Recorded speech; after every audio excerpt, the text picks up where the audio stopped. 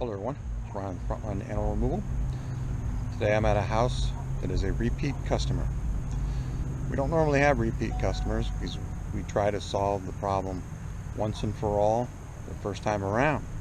If we do it right the first time around, we'll never have to come back out. However, here's a case where I had to come back out for a raccoon problem 2.0. Let me show you what's going on. Here's where the original raccoon entry point was. Raccoons were getting in, Eve up here. They're also going this way.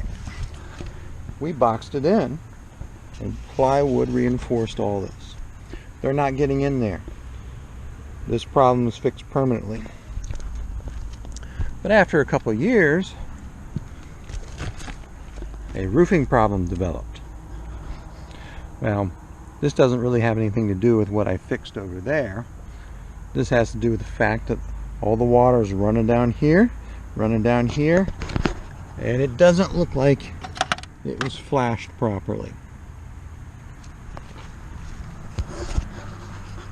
This has been going on a long time, probably a decade or two. And the raccoons found the soft spot in the roof, opened it up, and moved in. Looks like they're going to have roofers come out here and redo this section of the roof.